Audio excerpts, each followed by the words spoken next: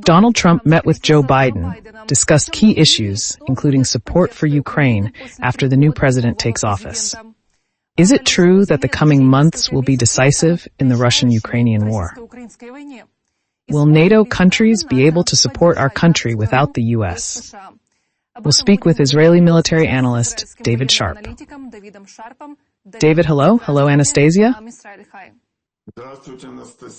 As always, thanks so much for the words of encouragement. Let's start with the last one. NATO plans to transfer enough military aid to Ukraine to enable it to fight next year. That is, after Trump comes in. U.S. Secretary of State Blinken made this statement after a meeting in Brussels with NATO's Secretary General, while Pentagon Speaker Patrick Ryder added that the U.S. could provide Ukraine with over $9 billion in arms and shells. So this is part of the aid that was previously known about, that was voted on in Congress. It would seem to be good news. But here's the question. Why did they delay this aid for so long?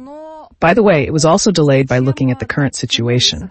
I am now talking about the United States, although other partners of Ukraine should also, well, not that they should, but it is desirable that they follow the process in the United States and look back at the current situation. It was known that some aid was allocated within the existing package. Moreover, the Americans, as always, have recalculations, and thanks to interesting accounting maneuvers, they find additional money. And today, in fact, part of this $9 billion is the amount that has come as a result of such operations.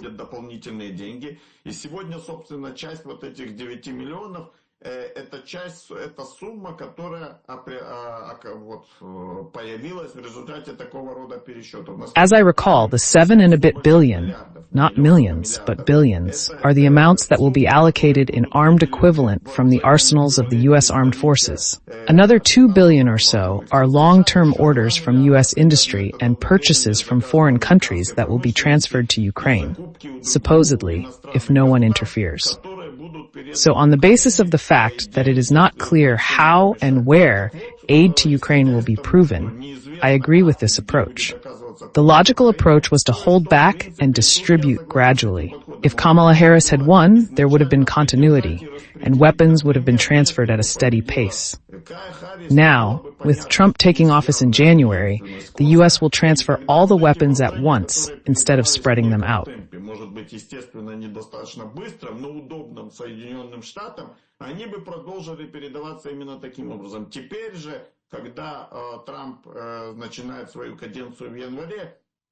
It is important to recall that the new package has not yet been passed in Congress, and the urgent transfer of something without a new package usually leads to a gap between aid packages, which is also wrong. So this strategy can be understood, but now the Ukrainians will quickly receive quite a lot of weapons, ammunition, and equipment at one time.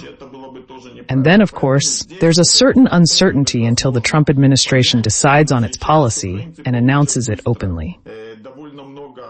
Боеприпасов и экипировки единовременно, вот дальше, конечно же, определенная неизвестность до того, как администрация Трампа определится со своей политикой и объявит о ней в открытую. Что же касается остальных стран, то им, безусловно, это не мешает, происходящее не должно мешать оказывать помощь Украине, но они опять-таки должны учитывать этот фактор, что если есть некий разрыв, желательно, или угроза некого разрыва в помощи, как это было в прошлом, когда пакет... As for other countries, this certainly does not prevent them from providing assistance to Ukraine.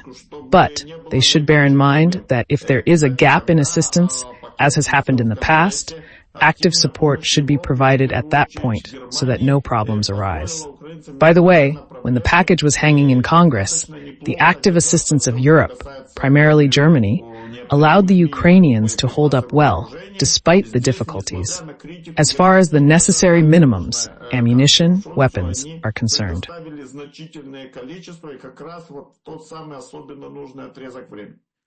Если говорить об этой помощи, которую сейчас могут предоставить Соединенные Штаты, то может ли она, как минимум, поможет ли нам остановить продвижение оккупантов?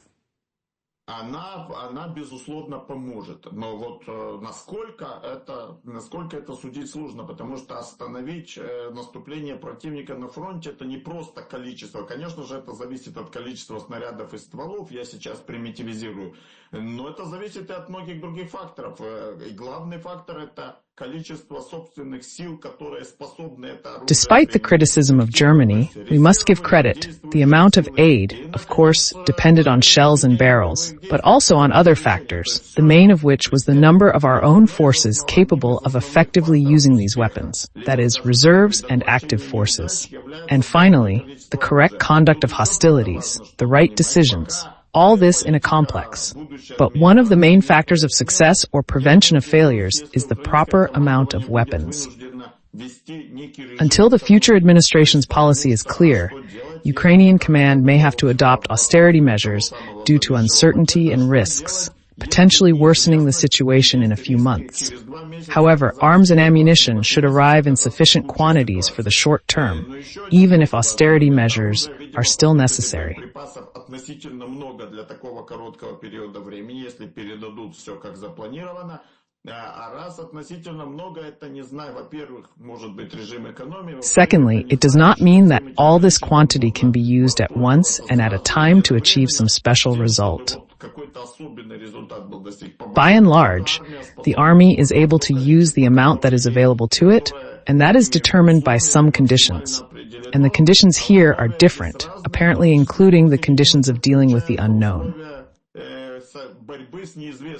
Struggling with the unknown means waiting for Washington's new leadership to decide. By the way, as we speak, Trump is sort of meeting with Biden at the White House as we speak. This meeting happens traditionally when the winner of an election goes to the outgoing president. They hand over their business. But also we remember there was a statement from the Biden administration, the outgoing administration, that they would ask Trump to continue to support Ukraine in this war. And about how Trump will act. Probably only Trump himself knows, but still some speculation appears in various media. Fox News is reporting that Trump will soon appoint a special envoy on Ukraine to negotiate an end to the war. You will see a high-ranking special representative, a man of great authority, in the near future. No one knows who will lead, but it seems a peace plan is being developed for Putin and shown to Zelensky. Among the levers that Trump has over Ukraine is, of course, to cut off military aid to our country so that we agree to some conditions. And if that support is not forthcoming, what alternative do we have if that's the worst-case scenario? I'm not trying to console viewers or try to convince the Trump administration, but such an option, regardless of moral considerations, falls short, to put it mildly.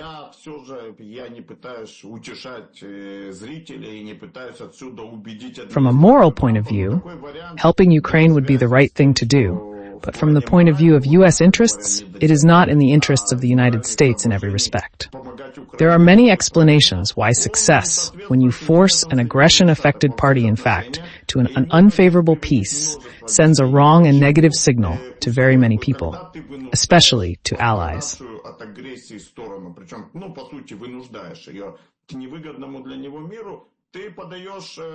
This is perceived to mean that the United States, in the event of a hypothetical withdrawal of support, could ditch its ally and partner. If you lose reputation among allies, things are very bad. It means they will look back at your adversaries, Iran, China, Russia, North Korea, and so on. That's a loss of reputation and a blow to American interests, which brings closer the possibility that American soldiers may have to shed blood. And I'm not talking about economic interests, the collapse of the world's foundations, which, for all its minuses, still had pluses. Encouraging aggressors elsewhere in the world is a dangerous path. Many reasons can be given why it should not be done, including moral ones. I tend to believe that many Republicans, including those who made non-optimistic statements for Ukraine during the election campaign, deep down think otherwise, understanding the American interest. и агрессоров потенциальных в других точках земного шара. And if they don't really understand, there will be those who will explain it to them. There are enough supporters of open aid to Ukraine within the Republican Party who will explain it to members of the current administration and Trump's entourage, including the military-industrial complex. В душе думают иначе и понимают американский интерес, а если не очень понимают, то найдутся те, кто им объяснит, найдутся те в истеблишменте, в том числе внутри республиканской партии, а сторонников... And these are new jobs, earnings, dividends, and so on. Something that President Trump and many Republicans support because it's important for their constituents, who will keep their jobs. 2 billion is pretty much all of it, except maybe for the purchase of shells somewhere in Eastern Europe. Most of the money is the purchase of new weapons for Ukraine in the United States.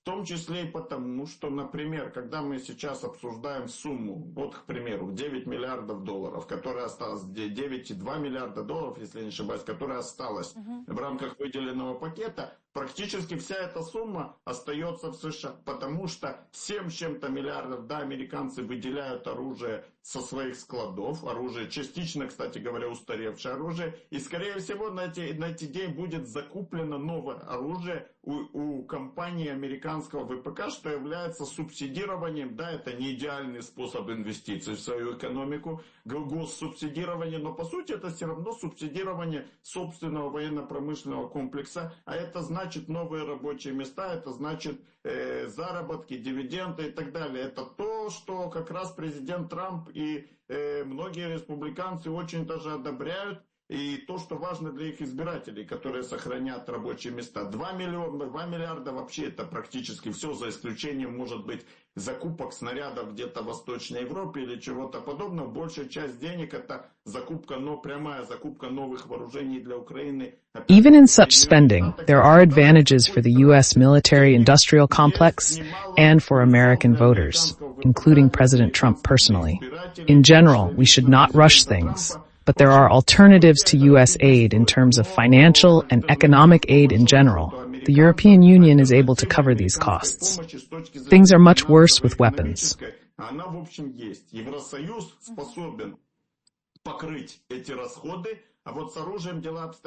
The EU military industry is not at its best, stockpiles are even worse, and if, God forbid, this happens, there will be serious problems.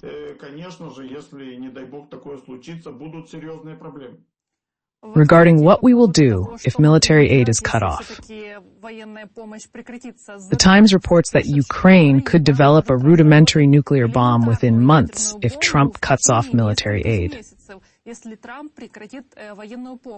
It is said that Ukraine has no more than a year to build these missiles. We know that the first tests have already taken place and how it will go on is still unknown. But here's what you think about this. Can we really emphasize nuclear weapons and ballistics?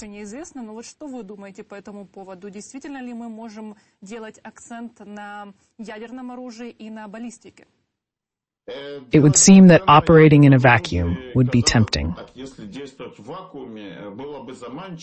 It is even more tempting to have nuclear weapons before the war as a deterrent. But in the current situation, such an attempt would hardly work. It would be wrong to look at the situation solely from a technical point of view. But the political and strategic component must be taken into account. Such an attempt would most likely not meet with understanding in the West, and would be a reason for Russia to step up its actions at the media level. I don't think a nuke could be built on your lap, but it would hardly make for an effective explosive device, especially in large quantities. By the way, I'm not sure about a few months. Even if that happens, it's still not the ultimate deterrent. But such a move would hurt a lot in terms of aid, as I see it, including from those countries that are now on our side.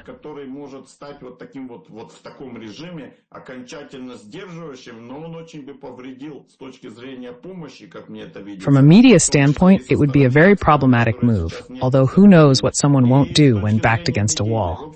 шаг очень проблематичный, хотя чего только не делается, если кто-то прижат к стене. As for ballistic missiles, much remains under a veil of secrecy. But President Zelensky at once spoke of successful tests, and Ukrainian sources mentioned the readiness of a ballistic missile, almost operational readiness, by the new year. That time is almost here. Another thing is that a ballistic missile, even if it is ready, will not change the course of the war. Of course, it will add new capabilities, but first of all, we do not know its exact characteristics. It is tentatively known that its range is 500 to 700 kilometers, but the accuracy and difficulty of interception by air defense means are still unknown. Even if it is a precision missile with a range of 700 kilometers, certain targets in Russia will be hit, including symbols of power, including in Moscow. This could create a deterrence factor, as mutual strike capabilities become clearer. However, even with a missile ready and meeting specifications, 700 kilometers high accuracy, mass production during wartime is extremely difficult. I'd be surprised if Ukraine could produce more than a few missiles per month initially.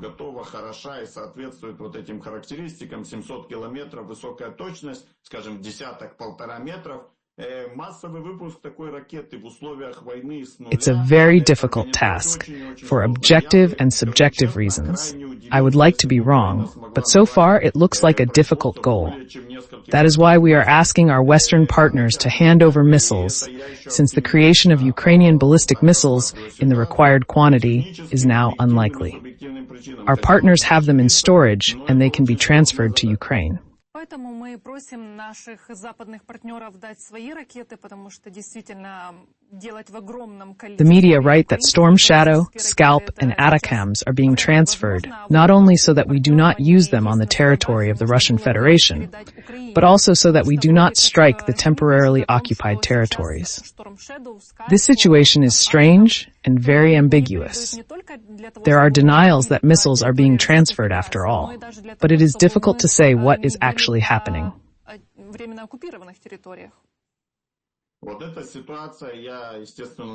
One thing is certain, no authorization is given for strikes on Russian territory with these missiles.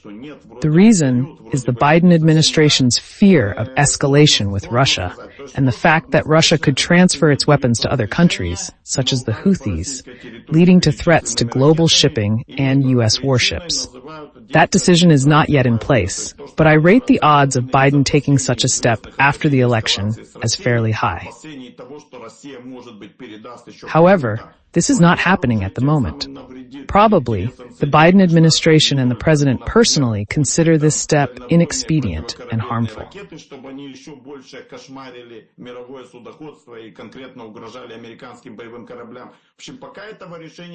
Лично я оценивал шансы на то, что Байден пойдет на такой шаг после выборов, как достаточно высокие, но пока мы этого не видим. То есть, по всей видимости, This is a bit surprising, though on the other hand, not surprising in the context of the administration's cautious policy. There is still time, and they can make a decision, perhaps by supplying additional missiles as part of the new aid packages. По всей видимости, можно предположить, что они считают этот шаг нецелесообразным и вредным. Это немного удивляет. Впрочем, с другой стороны, не удивляет. В свете политики, осторожной, суперосторожной политики администрации. If those $7-something billion of U.S. assets are to be used to help Ukraine under uncertainty with Trump, I wouldn't be surprised if the missiles still arrive without additional authorizations. As for the French and British, with their Storm Shadow and Scalp, the situation remains unclear. On the one hand, they have already handed them over before.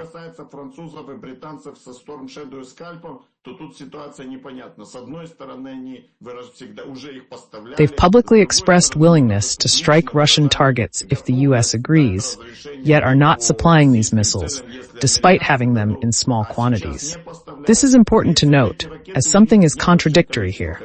Rob Bauer, head of NATO's military committee, said, the West would send troops to Ukraine if Russia didn't have nuclear weapons. Запад отправил бы свои войска в Украину, если бы у РФ не было ядерного оружия, заявил глава военного комитета НАТО Роб Бауэр. He said he was absolutely certain if Russia didn't have nuclear weapons, we would have been in Ukraine by now and kicked them out of there.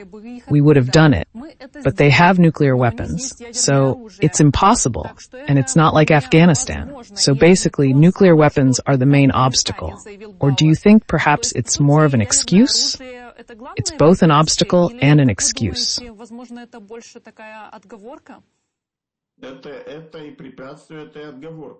In fact, history shows that Western countries, and, for example, the same Americans, of course, depending on the particular administration, political views and strategies, do not always seek to resolve issues by force, and problems that probably should have been resolved by force, at least in part for various reasons, simply do not want any war at all.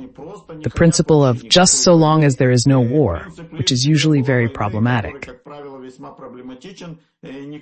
No one has canceled the glaring example of Iran, which has no nuclear weapons, but is a serious threat to American interests and those of a wide variety of American allies. Iran now poses a threat to American partners worldwide, and the situation in Ukraine is directly linked to Iran. Iran is close to acquiring nuclear weapons, yet the U.S., particularly under Biden, has avoided using force against it, except in specific instances. Preventing Iran from gaining nuclear weapons remains a top priority.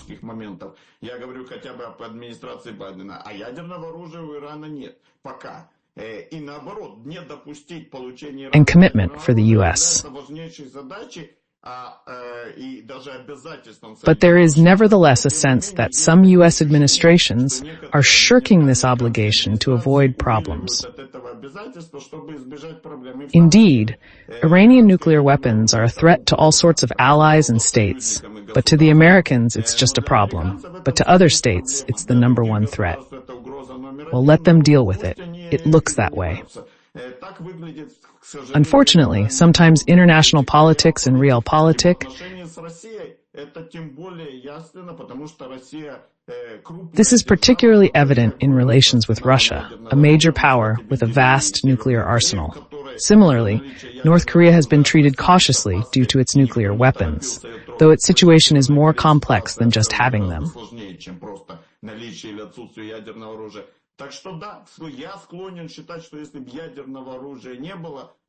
Without nuclear weapons, NATO likely would have participated more in Ukraine, supplied more and a broader range of weapons, and acted more boldly overall.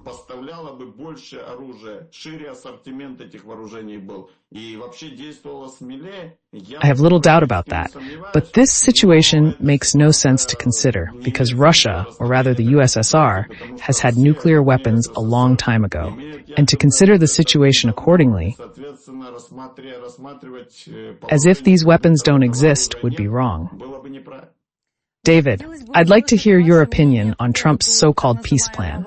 We don't know it exactly, but some details are appearing in the media, and one of his proposals, allegedly, is that American troops, NATO troops, will not be present in this demilitarized zone between Russia and Ukraine.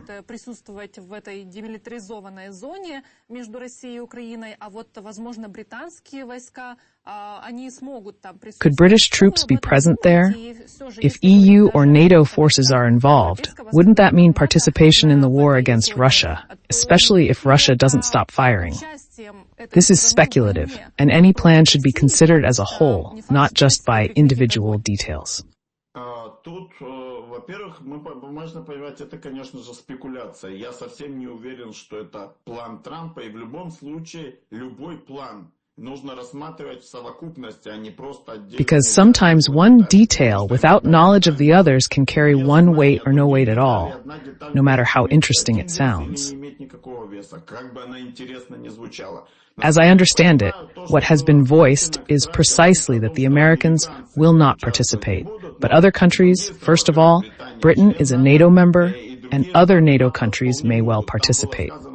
воздухе, пусть, мол, европейцы, это их в большей степени их война, пусть они участвуют в этой It was said in the spirit of saying that let the Europeans take part in this peacekeeping process, because this is their war to a greater extent. When we talk about some demilitarized zones and intermediary troops, we are talking hypothetically. Yes, no one has agreed to anything yet. No one has proposed anything. Then it is very important to know the other details. We need to know the authority, the quantity, quality, and depth of these demilitarized zones, the general background against which the treaty is concluded. For example, a treaty may be concluded in such a way that it is obvious that one of the parties wants to violate it, and moreover, it may have mechanisms that do not guarantee that there will be no violation. So reasoning of this sort is not really appropriate. It's not reasoning on actual premises. Participation in a war is again participation if the treaty is conventionally solid, provided with various kinds of serious guarantees. I mean that guarantees are, as a rule, interests and real mechanisms, i.e. not empty words. Anyway, to draw any conclusions while we are speculating, I suggest waiting for more real plans and more complete information, because incomplete information is an ultimatum enemy. Но, опять-таки, пока не знаешь условий точных, пока не знаешь и конкретно этого пункта, и многих главных и важных других пунктов договора, сложно делать какие-то выводы. Пока мы занимаемся спекуляциями, я предлагаю дождаться все же в этом случае, чтобы и себя лишним образом не нервировать, а главное не делать выводов на пустом месте. I would say this. In this case, however, it seems that Russia is still preparing for some kind of plan. They are now trying to carve out a better negotiating position for themselves and seize more Ukrainian territories. The Financial Times writes that Ukraine plans to call up 160,000 troops between November and February.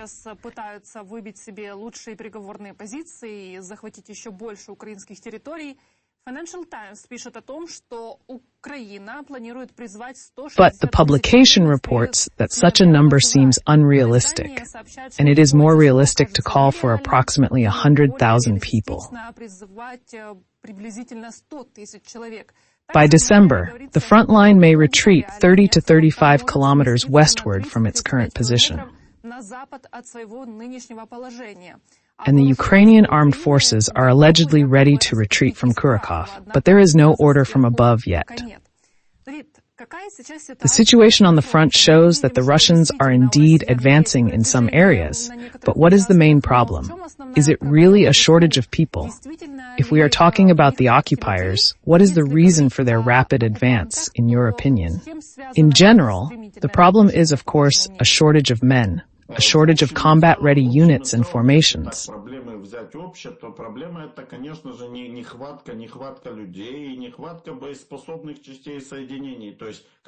When new units, for example, new brigades, are not combat-ready for objective reasons, and old units are depleted due to a shortage of personnel. The shortage of personnel and problems with manning is a serious problem that has accumulated over many months and is manifesting itself today. Another important problem is the lack of ammunition and weapons. If Western assistance were more concentrated and active, the situation would be better in this respect. This is, of course, as subjective a factor as the mistakes made, for example, by the Ukrainian side during hostilities. But mistakes are also made by the Russian side. In general, the main problems are the ones I have outlined. Why these problems exist, we can dig deeper. But what is important is the current situation, which is that some things can be corrected. For example, measures on troop manning and mobilization. Although some measures are overdue, much still depends on the Ukrainian authorities, and it is important to prioritize. Times are hard, critical. The next few months will be decisive. There is no doubt about that.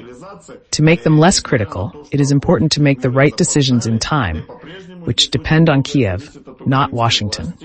As for the Russians, the situation can be generalized. They have been on the offensive for over a year now. At least during this year, they have an advance that is accumulating. ради того, чтобы они были менее критическими, важно вовремя принять правильные решения, которых, по крайней мере, которые зависят, собственно, от The tactic of the strategy of searching for weaknesses by continuous attacks with small forces in separate areas is successful if the weakness can be found. Где-то бывает на протяжении этого года у них есть года с небольшим, у них так или иначе есть продвижение в тех местах. Это продвижение накапливается. Тактика поиска... They are trying to build on this success. We saw this at Avdiivka, at Ocheretino, and now the situation at Pokrovskoye and Kurakhovo is a consequence of the fact that weaknesses have been found and the Ukrainian defenses have been thrown off balance. Ситуация под Покровском и Курахово, например, является следствием того, что эти слабые места были найдены, и украинская оборона была выведена из равновесия, а стабилизировать ее не удалось. Причем It has not been stabilized. The formula for the Russians is simple. If the offensive continues, as long as it manages to maintain or slightly increase the number of personnel, despite heavy losses, these losses are compensated by contractors and mercenaries, including foreign nationals and allied aid, for example, from South Korea. Такой вот союзной помощью со стороны Южной Кореи на ежемесячной основе. Грубо говоря, если удается набрать 25-35 тысяч человек в месяц... If it is possible to recruit 25 to 35,000 men per month, and losses are about the same or less, the offensive continues. Even if there are not enough personnel, it is possible to accumulate reserves or continue the offensive at the same pace. They are also short of personnel, but the shortage allows them to continue this kind of offensive despite losses. Glory to Ukraine, to the defense forces.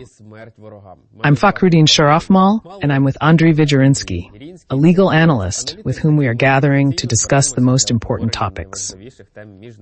Andriy, it's good to see you. Today, on this little Friday, as they say, we are talking about the topics that appeared yesterday evening, later in the afternoon, or rather, appeared in later in the night, or rather appeared in the media and are now starting to be discussed in different ways. But I think we'll start with Donald Trump, who, according to Reuters, is to meet with Xi Jinping on Saturday for the last time, as journalists emphasize calmly. Let me just clarify. Not Donald Trump, but Joe Biden, although such meetings may also be the last for Trump. And accordingly, the following happened.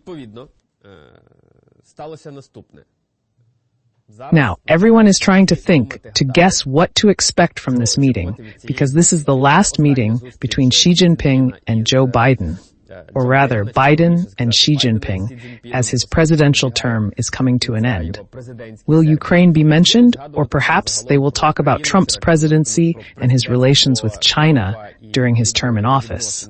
Because it is known that Trump is quite hot-tempered about Beijing and his attitude toward China in general. What do you think we should expect, and should we expect anything from this meeting? We always expect something. It doesn't work differently in Ukraine, so we also expect something from this meeting. First of all, that Ukraine will be the number one topic. I actually think that the nature of the meeting will be a little bit different than we are used to assessing or making assumptions about them.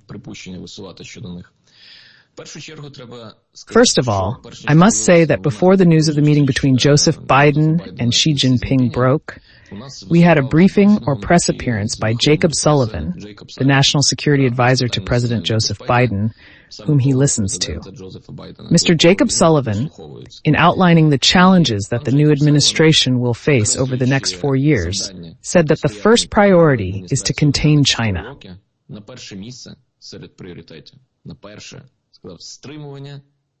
In fact, we have a union of Democrats who are handing over the affairs of the administration to the Republicans who are taking them over. And in terms of what the priority of U.S. policy for the next 4 years of the new Republican administration is, there is no longer any guesswork, even from the point of view of the Democrats. This indicates that they will share a position in Congress in terms of action, aimed at deterring the People's Republic of China in the Asia-Pacific region. And this is what, as Mr. Jacob Sullivan said, will determine our future in 10, 20, 30 years. It is a confrontation with the People's Republic of China. Technological, trade, well, let's all hope that it is not military, because the nature of a military confrontation between two nuclear countries can be disastrous for the entire planet Earth. Can Biden and Xi talk about something peaceful or something that fits into the concept? Listen, let's be friends as a world.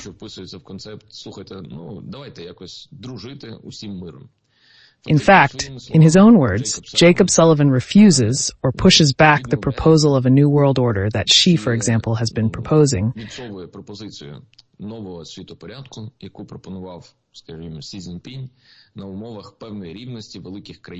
on the basis of a certain equality of major countries responsible for global security, based on the principles of non-restraint, non-interference in internal affairs, principles inherent in the liberal democratic world, and the principle of actually building globalist trade and economic relations, in which there is free access to capital markets, free access to labor markets, goods, no one creates any barriers, and so on.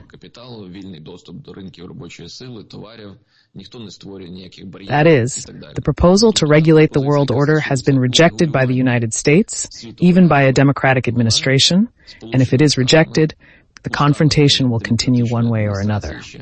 So if the confrontation continues, what can Mr. Joseph Biden and Xi Jinping agree on or try to communicate? Якщо протистояння продовжене, про що можуть домовитись чи спробувати комунікувати пан Джозеф Байден і Сі Цзіньпінь?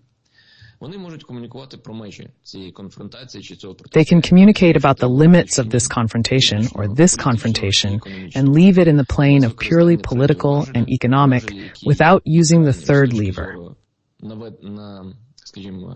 The lever that is the most extreme in terms of imposing political will is war. War as an instrument is always, in my opinion, a means of imposing one's political will on the enemy, even in terms of clauses, even words. China does not want the political will of the United States or any other actor to be imposed on it, just like any sovereign country. In general, I think we share China's position in this regard. This confrontation will not continue. We can discuss nuclear weapons, escalation in areas like the Arctic or outer space, and common challenges such as terrorism, cybercrime, and the spread of transnational crime. Якщо ми говоримо про спільні виклики, це там боротьба з тероризмом. Якщо ми говоримо про спільні виклики, це фактично боротьба з злочинами в кіберсфері. Here they can talk forever, because just as this crime is eternal, so will the fight against it.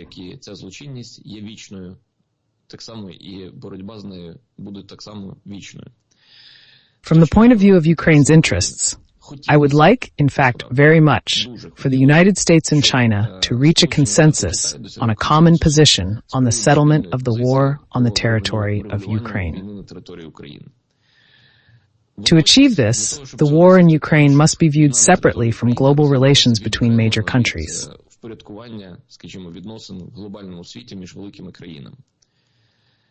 Given the ongoing confrontation between China and the U.S., a settlement seems unlikely, as it would not be accepted by Russia, which aligns with China on political changes globally.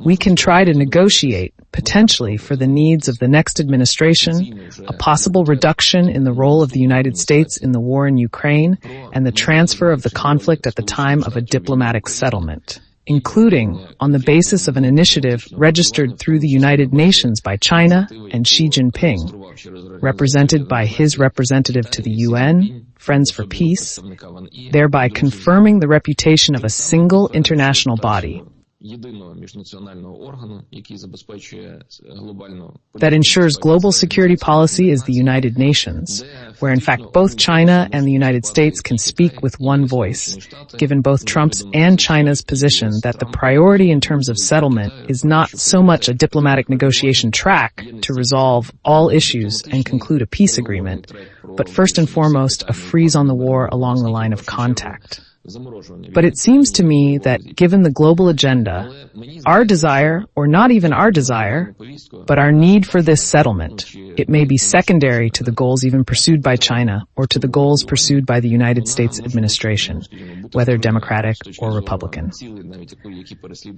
That's why the meeting is symbolic. It puts, well, on the one hand, it puts a certain point, but at the same time it lays the foundation for the next 4 years, what we will confront. Вона з однієї сторони ставить певну крапку, але водночас і закладає фундамент наступних 4 років. Що ми будемо протистояти. The main thing is not to push this line of confrontation to the extreme point where intercontinental ballistic missiles will fly. The main thing in space is not to shoot down each other's satellites. The main thing is not to blow up each other's satellites, for example, through tools such as terrorist acts or other transnational cross-border crimes. Системи безпеки всередині країни. І якщо вдасться про щось ще домовитись, з точки зору зниження, допустимо, конфронтації на полі бою. Yes, the security system within the country, and if we manage to agree on something else, well, in terms of reducing, say, confrontation on the battlefield, where these hotspots have not occurred, or in Palestine and, say, in relations with Israel, yes, because China's position there is quite tough, and the countries that are guided by it, or in Ukraine, where China's presence is also necessary for the settlement.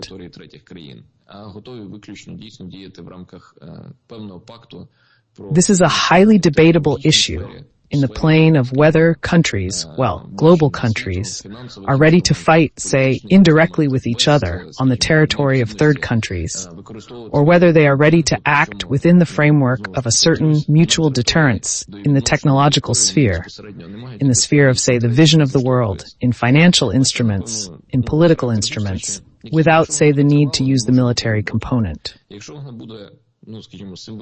And well, again, on the territory that they have no direct access to, and where their spheres of interest do not collide.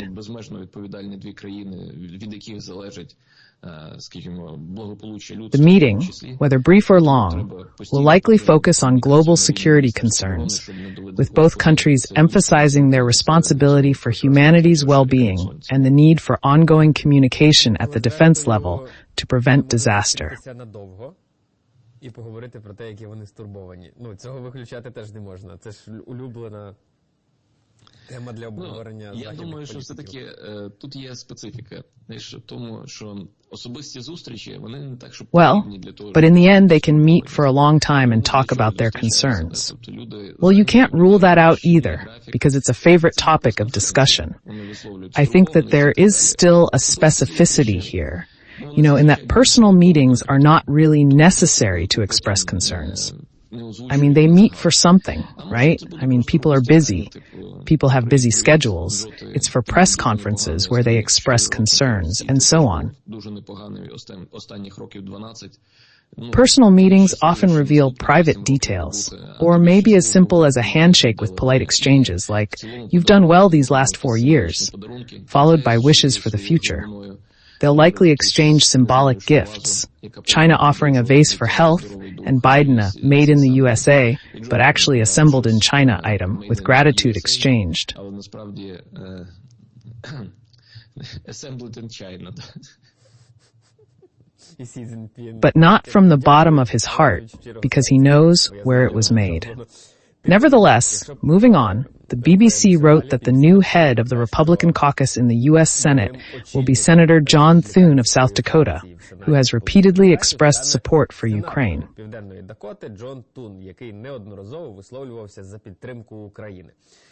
And in fact, when Donald Trump is appointing a variety of people to his team, we have a context for this. This one was positive about Ukraine, this one was negative, this one was neutral, and so on. In the context of John Thune, there are the interests of his country, His positive stance towards our country is commendable, but he cannot depart from the approved strategy. But the president determines the policy.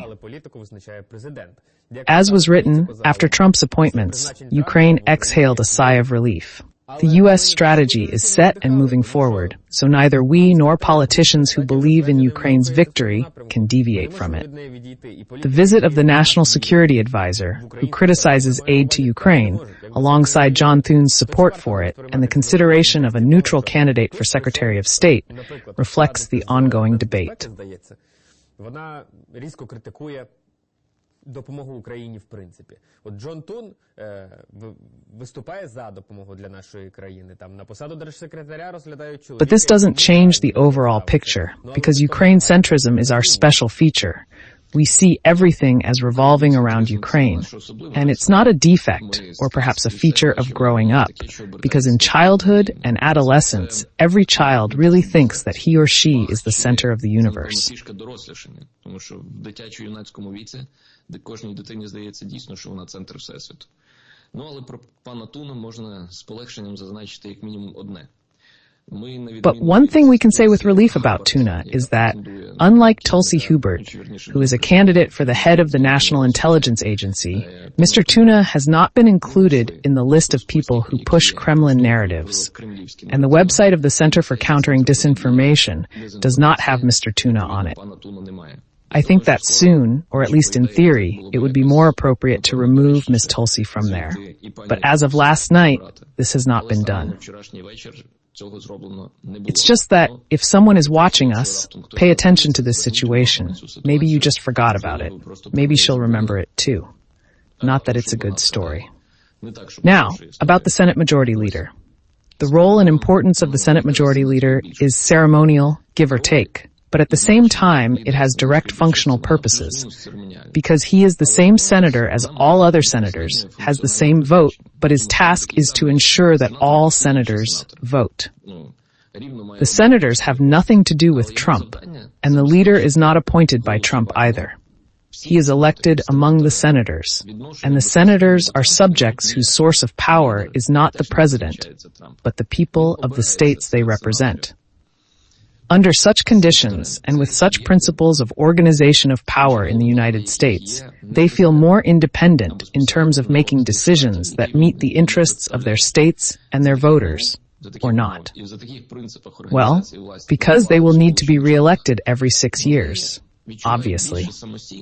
And if you have a certain conservative wing of the Republican Party that doesn't fully and completely profess the story of Project 2025 or Project Magic, you will act on the basis that you need to win in the district where you have already been elected and where people vote for your conservative agenda, in which you have already been elected, and in a district where people vote for your conservative preferences or a certain conservative position, and not for Donald Trump, who is, let's say, the leader of a more radical key, or, let's say, the vision of, Made America Great Again. Therefore, the task of the majority leader is to consolidate positions so that the whole Republican body in the upper house of Congress looks organic. And the votes they have gained there, 53, I think, they have a certain majority in Congress with 2 more people so that it does not fail any bills that are introduced either by the House of Representatives or the President, respectively.